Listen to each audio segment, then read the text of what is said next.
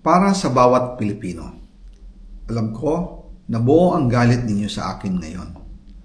Nauunawaan ko rin kung bakit. Lalo na at malaki ang halagang nakataya. Pero bago kayo humusga, hayaan ninyong ipaliwanag ko ang buong katotohanan. Matagal akong hindi nagsalita dahil may direktang utos sa akin. Huwag nang bumalik ng Pilipinas at manahimik na lamang. Umalis ako noong July 19, 2025 para sa aking medical check-up. Nakaplanong bumalik pagkatapos ng SONA ni Pangulo. Pero habang papauwi na ako, tinawagan ako ni dating Speaker Martin Romualdez at sinabihan, "Stay out of the country. You will be well taken care of as instructed by the President." Noon naniniwala pa ako sa kanila, kaya't hindi ako bumalik. Tumikom ang aking bibig, sumunod ako, pero ang hindi ko alam, ang ibig pala nilang sabihin sa aalagaan ka namin ay gagamitin ako bilang panakipbutas sa kanilang kampanya laban sa korupsyon.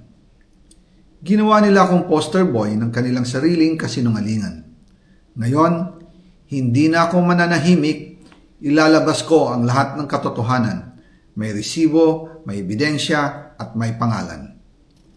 Nagsimula ito nung tumawag si Sekmina Pangandaman sa akin nung nag-umpisa ang BICAM process last year, 2024. Ang sabi niya, katatapos lang ng meeting nila ni Pangulo at may instructions na mag-insert o magpasok ng 100 billion worth of projects sa BICAM.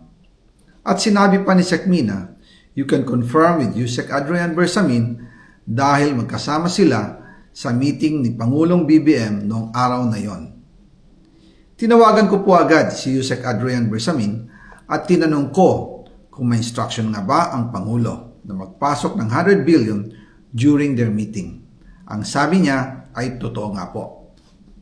Right after our conversation, tinawagan ko po si dating Speaker Martin Romualdez at nireport ko ang instructions ng Presidente to insert the 100 billion projects. At sinabi niya sa akin, what the President wants, he gets. After ng ilang araw, nag-set po ng meeting si Sekmina Pangandaman at Yusek Adrian Bersamin sa amin ni dating Speaker Martin Romualdez sa Aguado Building in front of Gate 4 ng Malacanang at nandun din po si Yusek Jojo Cadiz. During the meeting, binigay po ni Yusek Adrian Bersamin ang listahan na worth 100 billion. Tinanong ko po si Yusek Adrian kung saan galing ang listahan. Ang sagot niya, galing kay PBBM mismo at binigay niya ito mula sa brown leather bag.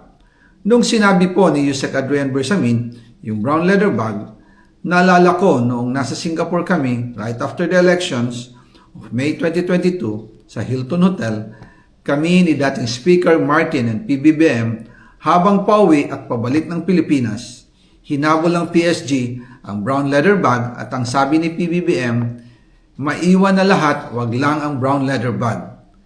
Kaya naniwala ako na utos talaga ito ng Pangulo. Pagkatapos ng ilang araw, I informed sina dating Speaker Martin Romualdez, Sekmina Pangandaman, Yusek Adrian Bersamin, and Yusek Jojo Cadiz na kung pwede 50 billion lang ang ipasok sa program funds dahil so sobra ang DPWH funds versus sa DepEd. In practice, hindi pwede na mas malaki ang budget ng DPWH kaysa edukasyon. And yung balance na 50 billion, ilagay na lang sa unprogram funds for the 2025 budget. Dahil Office of the President din ang nagre-release ng lahat ng unprogram funds. Pagkatapos ng isang araw, tinawagan ako ni Sekmina at sinabi ang mensahe ng Pangulo. Ipasok ninyo yan dahil pinangako na sa akin ni Speaker Martin yan at hindi na pwedeng baguhin. Kumbaga, ang utos ng hari hindi pwedeng mabali.